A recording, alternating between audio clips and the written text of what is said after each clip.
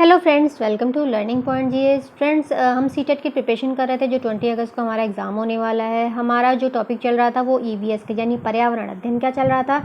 ये हमारी 8th part की वीडियो है। 7 तक हम कंप्लीट कर चुके हैं। दोस्तों, हम कर रहे थे कक्षा 3rd का ईवीएस यानी पर्यावरण अध्ययन। हमने 18 पार्ट तक कंप्लीट कर लिया है। ये हमारा 19वां पार्ट है। 19वें पार्ट में हम देखेंगे, यहाँ बात की जा रही है हमारे साथी जानवर, यानी कि आप अपने आसपास के जो डेली रूटीन है वहाँ आसपास कौन कौन से जानवर देखते हैं, वैसे ही जानवरों की यहाँ बात की जाएगी। तो पहले यहाँ पे दिखाया गया एक चिड़िया के बारे में। आपने देखा होगा आपके घर आंगन में आस पड़ोस में ये छोटी चिड़िया आपको मॉर्निंग में दिख जाएगी। वैसे क्लास में बच्चे बैठे थे, पढ़ाई कर रहे थे, तो ये चिड़िया आती पंखे से टकरा जाती है और घायल हो जाती है। तो इसका बच्चे उठाते, पानी वानी पिला के इसको सहलाते, इसका इलाज करते हैं। तो इसी तरह से बताया गया जो आसपास जो जानवर मिलते हैं वो किस प्रकार के होते हैं। अगला बताया गया बिल्ली के बारे में। बिल्ली बताएगी कि शंकर बहुत खुश था, उसके घर के आंगन में बिल्ली ने 4 बच्चे जो दिए थे। यानी वो बच्चे हैं आसपास जो एनिमल्स देखते हैं उनकी बात की गई है। जैसे बिल्ली हम आसपास अपने देखते हैं, और जैसे डॉगी होता है हम डॉगी भी देखते हैं। और नीचे बताई गई जो काऊ है, काऊ भी देखी जा रही है। यहाँ बताया जा रहा है कि भोली मीनू की गाय है। मीनू रोज़ सुबह भोली को मैदान में चराने ले जाता है। एक दिन तेज़ी से आते स्कूटर से भोली के पाँव में चोट लग जाती है। चोट से खून निकलता रहता है। अब मीनू के घर के लोग क्या करें? तो क्या किया जाता है? उसका इलाज किया जाता है। ठीक है, तो बच्चों से पूछा जा रहा है अगर किसी जानवर को चोट लग जाती तो आप उसको क्या कर सकते हैं? उसको पट्टी बंधवाते हैं। डॉक्टर जो एनिमल्स के डॉक्टर हैं उनको दिखवाते हैं। और बताया जा रहा है अगर आप एनिमल्स को सहलाते हो तो इसका मतलब उन्हें पीटना नहीं, उन्हें प्यार करना होता है। जो जानवर होते हैं वो प्यार की भाषा समझते हैं। नीचे कुछ पिक्चर्स के माध्यम से बताया गया था कि अगर कोई भी जानवर है तो उसकी देखभाल कैसे की जाती है। और हम और नीचे जाएंगे तो यहाँ पे जो बताया जा रहा है वो प्याऊ के बारे में, यानी पक्षियों के लिए गर्मियों में पानी रखना ज़रूरी होता है। इनका प्याऊ चौड़े मुंह का होता है। रस्सी बांध के आप पेड़ में टांग दीजिए तो जो पक्षी होते हैं वो पानी आराम से पी लेते हैं। और उसके बाद और हम नीचे जाएंगे तो यहाँ पे कुछ इम्पोर्टेंट हमारे लिए एक छोटी सी कहानी है। रानी का बाग के माध्यम से बताया गया है कि जो रानी है बाग में बैठी है, जो माली है वो उनको आम ला के देता है टोकरी में भर के। तो पूछती है आम तो बहुत स्वादिष्ट है। तो माली बोल पड़ता है अगर पक्षी ना होते तो और भी आम होते। पक्षियों की वजह से आधे जो फल हैं वो ख़राब हो जाते हैं। तो बोलती है पक्षियों को आने क्यों दिया बाग में, उनको भगा दो। बोलता है ठीक है महारानी जी। तो फिर वो उनको भगा देता है। तो अगली बार जो आम लाता है वो पहले से भी कम होता है। तो रानी बोलती है आम इतने कम क्यों हैं, पक्षियों को रोका क्यों नहीं? तो वो कहता है मैंने पक्षियों को रोका था अगर तो इन जो आम थे उनको कीड़े खा गए। अगर पक्षी होते तो वो कीड़ों को खा जाते।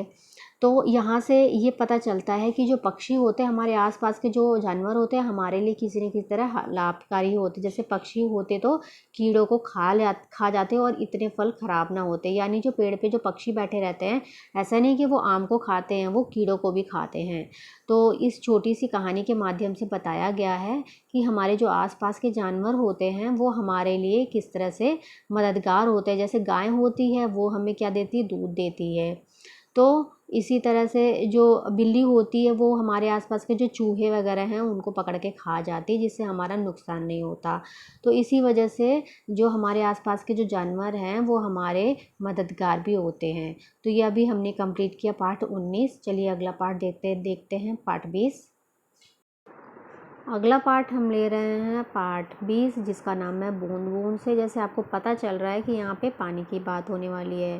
तो जी हाँ, यहाँ पे पानी की बात होने वाली है। आपको बता दूँ कि माधो राजस्थान के बज्जू गांव में रहता है। यहाँ पे राजस्थान में होने वाली पानी की किल्लतों के बारे में बताया गया है। यहाँ पे बता रहे हैं कि जब कभी रेत नहीं उड़ती तब दूर दूर घर दिखाई दे जाते हैं। वैसे यहाँ बहुत ज़्यादा आंधी तूफान जैसे रेत जैसा माहौल रहता है। माधो के घर में सब परेशान हैं। वैसे ही हर साल गर्मियों में पानी की बहुत ही कमी हो जाती है। इस साल तो बिल्कुल ही बारिश नहीं हुई है। उसकी माँ और बहन को दूर पानी भरने जाना पड़ता है। पास वाली बावड़ी सूख जो गई है। रोज़ 4 घड़े पानी जुटाने में ही आधा टाइम निकल जाता है। गर्म रेत में चल चल कर दोनों के पैर में भी छाले पड़ जाते हैं। तो यहाँ पे पानी की किल्लत हो रही है राजस्थान में, और जहाँ पानी की कमी है वहाँ राजस्थान में जैसे दिखाया जा रहा है पिक्चर में कि लोग पानी दूर दूर भरने जाते हैं बावड़ी से।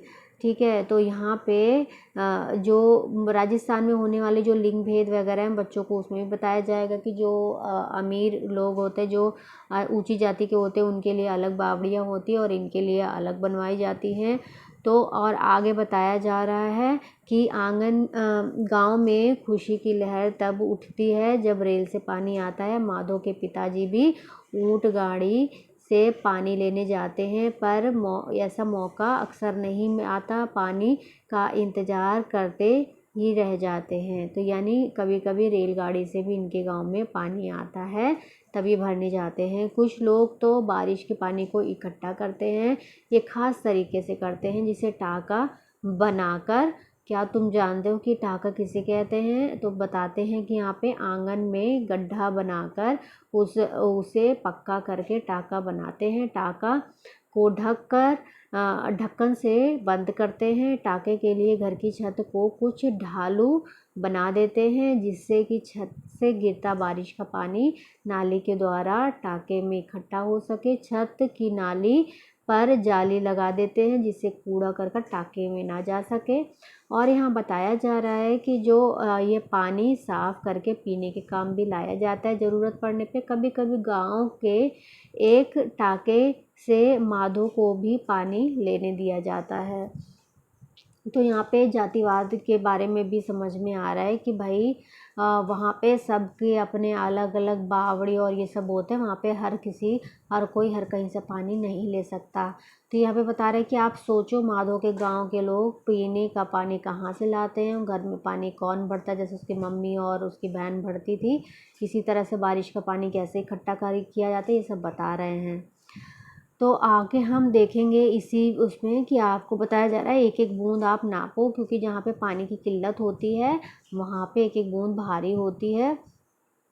इसी तरह से आगे इसमें बताया जा रहा है पानी के बारे में कि जो शहर में लोग रहते हैं उनको एक ही टूटी से पानी भरना पड़ता है, और एक टूटी में आधे घंटे ही पानी आता है। तो आप बताइए पूरे मोहल्ले के लोग उस पानी को कैसे भर पाएंगे और कैसे इस्तेमाल कर पाएंगे। और यहाँ पे पानी का रीयूज़ बताया गया है कि यदि आप पानी इस्तेमाल कर रहे हो, जैसे यहाँ पिक्चर में दिखाया गया है कि एक लेडी है, औरत है, पानी लेने जा रही है, फिर वो नहाती है, घड़े में पीने का पानी बंद करके रखा है, जो पानी नहा रही है नीचे पानी का बर्तन भी एक रखा है उसमें इकट्ठा हो रहा है, और उसी पानी को वो अपने उस पानी से गाय धो रही है। तो ये हो गया पानी का रीयूज़।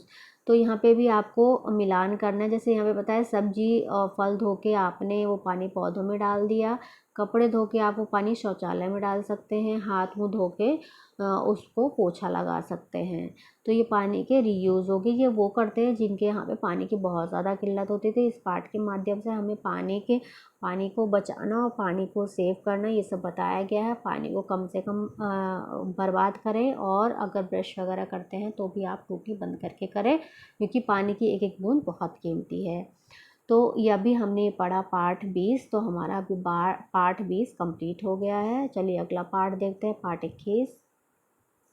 दोस्तों अगला जो पाठ है हमारा पाठ है 21। पाठ 21 जो हमारा है उसमें जो चर्चा की गई तरह तरह के परिवार के बारे में चर्चा की गई है। तो आपको बता दें कि इस पाठ के माध्यम से बच्चों को तरह तरह के परिवारों के बारे में बताया जा रहा है।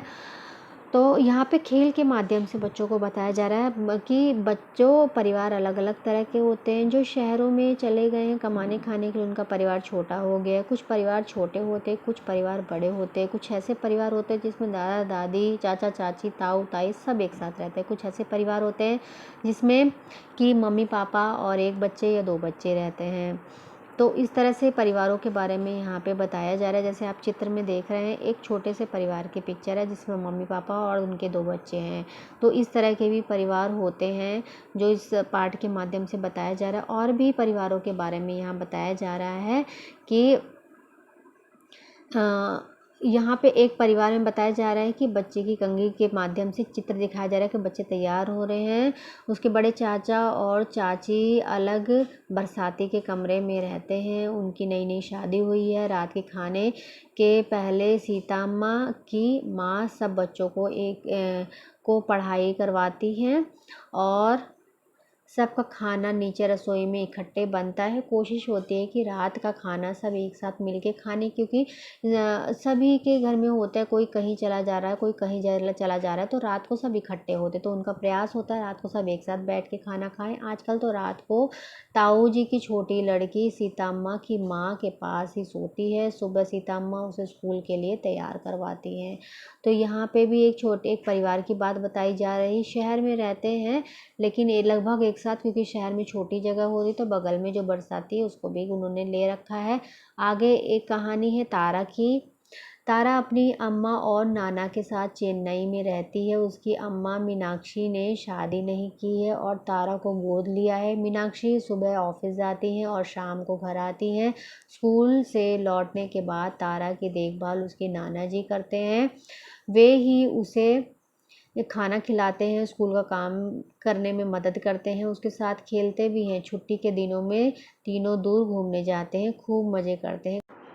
कभी कभी तारा की मौसी भी आ जाती हैं और वो भी उनकी मदद करती हैं। यहाँ बताया जा रहा है कि यदि कुछ बच्चे अपने परिवार के सदस्यों की कुछ गलत आदतों जैसे नशीली दवाएं लेना या मादक चीज़ों की लत लग जाना के बारे में बताना चाहते हैं, तो ऐसे किस्सों को बातचीत बड़ी ही संवेदनशील से की जानी चाहिए और उन्हें समझाना चाहिए, जिससे बच्चों की मानसिकता पे हानिकारक प्रभाव ना पड़े।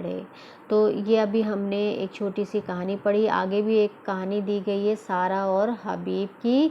जो सारा और हबीब शहर में रहते हैं और दोनों नौकरी करते हैं। हबीब सरकारी दफ्तर में क्लर्क है और जो सारा है सरकारी स्कूल में पढ़ाती हैं। हबीब के अब्बू जो रिटायर हो गए हैं और शाम को तीनों साथ बैठकर ही टीवी देखते हैं। इस तरह से एक परिवार यह भी है। इसी तरह से अलग अलग परिवार के बारे में इस पाठ में बताया जा रहा है। इसी तरह से इस पाठ में अन्य कहानी भी बताई जा रही है। तो यहाँ पे अलग अलग प्रकार के घरों के बारे में बताया जा रहा है। यहाँ पे कृष्णा और कावेरी के बारे में बताया जा रहा है। कृष्णा और कावेरी भाई बहन हैं। पापा की दुकान है, वह लोग पापा के साथ रहते हैं। और जो कृष्णा है कॉलेज में पढ़ता है, कावेरी स्कूल में पढ़ती है। कृष्णा कावेरी को स्कूल छोड़ते कॉलेज जाता है। दोपहर को ये वापस आती है, भाई का इंतज़ार करती है। भाई आता है तो खाना गर्म करके उसको देता है। शाम को पिताजी आते हैं। ये लोग फिर छुट्टियों में अपनी माँ के पास भी जाते हैं, वहाँ रहते हैं। तो माँ, इससे पता चलता है उनकी माँ गांव में रहती है, पढ़ाई करने के लिए बच्चे बाहर गए हैं। तो इसी तरह से इस पाठ में अलग अलग परिवारों के बारे में बताया गया है। तो आप सभी देखते हैं, कोई छोटे परिवार में रहता है, कोई बड़े परिवार में रहता है। इस प्रकार से अलग अलग परिवार होते हैं। तो यह भी हमने कंप्लीट किया पार्ट 21। चलिए अगला पार्ट देखते हैं, पार्ट 22। दोस्तों हमारा जो अगला पार्ट है हमारा 22, जो है कि दायां और बायां, यानी आपका दाहिना हाथ और बायां हाथ। तो आगे चित्र देखेंगे, हाथ की पिक्चर है, ये दाहिने हाथ की पिक्चर है। इसमें रख के आपको याद करना है कि दाहिना ही हाथ है। और इसमें यह भी बताया जा रहा है कि आप कहाँ पे चल रहे हैं, आपके दाएं क्या है और बाएं क्या है, उस पर आपको नज़र रखनी और बताना है। तो जैसे हम यहाँ पे देखें, कुछ प्रश्न ये पूछ रहे हैं कि तुम्हारी बाईं ओर क्या है, तुम्हारे पीछे क्या है, तुम्हारे बाईं ओर कौन बैठा है। तो ये कक्षा में जो बच्चा बैठा है उसके बारे में पूछ रहे हैं। और यहाँ पे इसके माध्यम से हमारा जो सीटेट में प्रश्न आता है वो इस तरह से, जो दाएं जैसे आता है ना कि रास्ते का पिक्चर, वो प्रश्न आता है कि हम यहाँ जा रहे हैं तो हमारे रास्ते में इतनी इतनी चीज़ें पड़ी, तो हमारा घर कितनी दूर में, उस तरह से यहाँ पे बताया गया है। ऐसे पिक्चर के माध्यम से आपके दाहिने क्या था वो यहाँ बताना है, आपके बाएं क्या था, आपके सामने क्या था और पीछे क्या था। इसी तरह से दाएं और बाएं के माध्यम से यहाँ पे कुछ पिक्चर्स बताई गई हैं, उसको हमको बताना है कि जो ये बच्ची है रुचिका, वो घर से चलती है तो इसके बाएं में इसका घर पड़ेगा, हैंड पाइप पड़ेगा, आगे दाहिने हाथ पे पेट पड़ेगा। इसी तरह से पूरा इसको ये चित्र इसको बताना है। तो यहाँ पे दाएं और बाएं के माध्यम से हमें बच्चों को बताना है कि आपके दाहिने क्या पड़ता है और आपके बाएं क्या पड़ता है, आपके सामने और पीछे क्या पड़ता है। तो पूरे पाठ में दाहिने और बाएं के माध्यम से बच्चों को समझाया जा रहा है कि हम जब चलते हैं तो हमारे दाएं और बाएं, आगे पीछे हर जगह कुछ ना कुछ पड़ते हैं। तो हमारा 24वां पार्ट है जीवन का जाल। जीवन का जाल से तात्पर्य है हमारे आसपास के जो चीज़ें हमें प्राप्त होती है वो हमारे लिए बहुत ज़रूरी हैं, हमको भी एक दूसरे से जोड़ती है।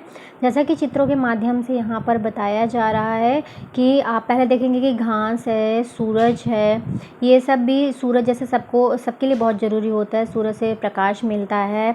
और पानी के बारे में बताया जा रहा है, पानी भी हमारे जीवन के लिए बहुत ज़रूरी है जीने के लिए। फिर गिलहरी और सांप के माध्यम से छोटे बड़े जो भी जानवर हैं हमारे आसपास मिलते हैं, जैसे पेड़ पौधे हैं, ये भी हमारे लिए बहुत ज़रूरी हैं। एक तरह से हमारे जीवन में इन सब का बहुत ही महत्व है। और हमारे जो दैनिक जीवन है, रोज़ाना के रोज़मर्रा के जो हमारे कार्य होते हैं वो हमको उसमें भी हमारी इनकी मदद मिलती है। जैसे पेड़ पौधे से हमें बहुत सारे फल मिलते हैं, ऑक्सीजन मिलती है। तो इस प्रकार से बताया जा रहा है कि पानी, सूरज और ये पेड़ पौधे आदि जो भी दिखाए गए हमारे जीवन के लिए बहुत ज़रूरी है। आगे भी चित्रों के माध्यम से बताया जा रहा है कि जो हवा है, घर है, कच्चे घर हैं, मिट्टी के चूहे हैं, ये सब भी हमारे जीवन के लिए बहुत ही ज़रूरी होते हैं। यहाँ पे भी बताया जा रहा है कि जो लकड़ी है वो हमें पेड़ से प्राप्त होती है। जो ईंट कैसे बनती है, मिट्टी और पानी को मिला के उसको पक्का करके ईंट बनाई जाती है, जिसका हम प्रयोग करते हैं घर बनाने में। फिर जो मिट्टी हमें ज़मीन से मिलती है, पानी नदी, तालाब, कुओं से, बारिश से पानी हमको मिलता है। हमें जीने के लिए पानी की आवश्यकता होती है। तो ये जो पाठ है ये पूरी पुस्तक का सार है, जो हमें ये बताता है कि हमारे जीवन में जो महत्व रखता है, हमारे मनुष्यों के अलावा भी जो हमारे आसपास की जो चीज़ें हैं, जानवर हैं, पेड़ पौधे हैं, ये भी हमारे जीवन के लिए बहुत ज़रूरी है। तो अभी हमने कंप्लीट किया पार्ट 24। ये हमारी 3rd क्लास की पुस्तक पर्यावरण यानी ईवीएस की कंप्लीट हो गई है। वीडियो आपको कैसी लगी कमेंट करके ज़रूर बताइए। नेक्स्ट वीडियो आपके सामने बहुत जल्दी लाएंगे। चैनल को लाइक, सब्सक्राइब एंड शेयर करना ना भूलें। बेल आइकन को ज़रूर प्रेस कर दें ताकि आपको नेक्स्ट वीडियो की नोटिफिकेशंस मिल सके। Thank you for watching friends.